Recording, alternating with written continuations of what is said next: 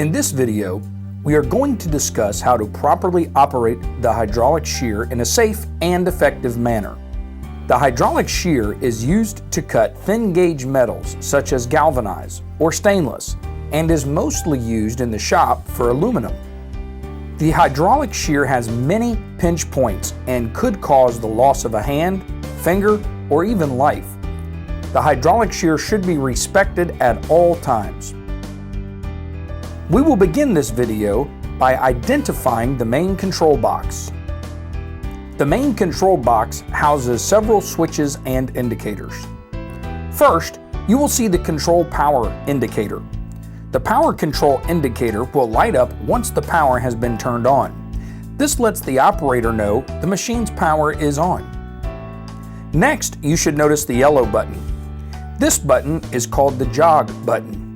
This button controls the movement of the blade for the adjustment of the machine.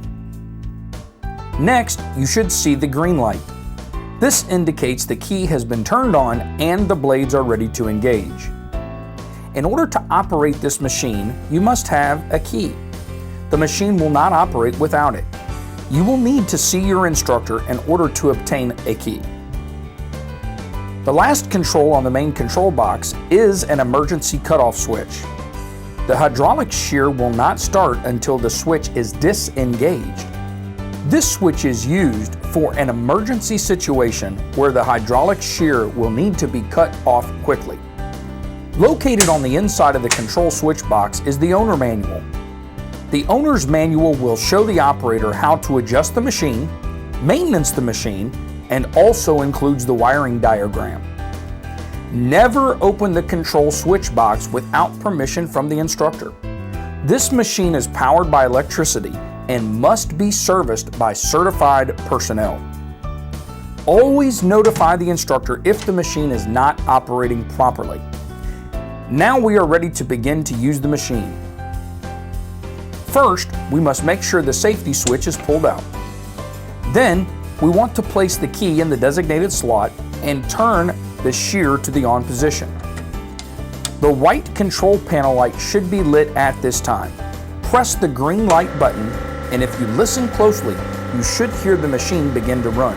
The operator is demonstrating two ways in which you can command the blade to cut the metal. It is recommended that you use the foot control valve unless the instructor has approved otherwise. Notice the lock will come lower first and secure the metal, and then the cutting blade follows. Be sure to turn the key off after each use.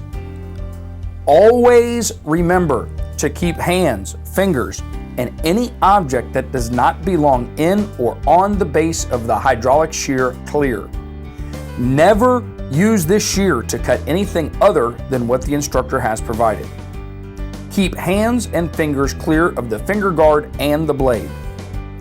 Danger: to prevent serious bodily injury, never operate, set up, or service this machine without proper instructions and without reading and understanding the instruction manual or without the instructor's permission.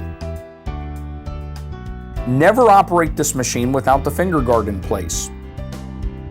Never place any part of your body between the blades or under the hold down. Never place your hands between the workpiece and the shear table. Never install or change blades unless the power is off.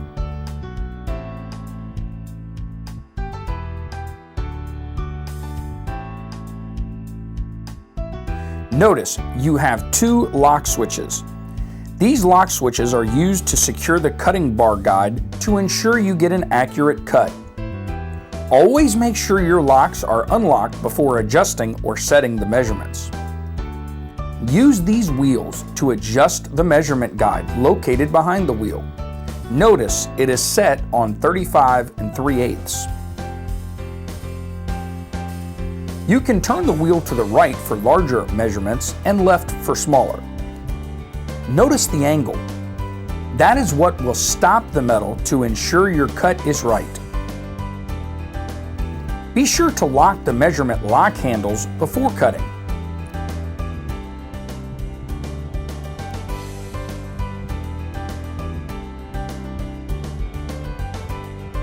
Never adjust the red handle located on the back.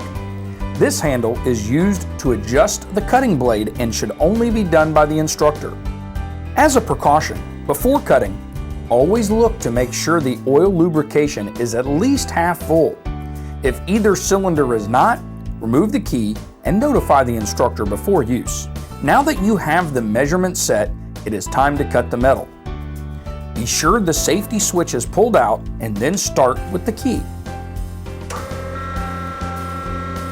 Place the metal on the base of the hydraulic shear and push till the aluminum rests against the back place. Once the metal stops, hold the metal and press the foot pedal. Turn off the key. After the shear has stopped, retrieve the metal.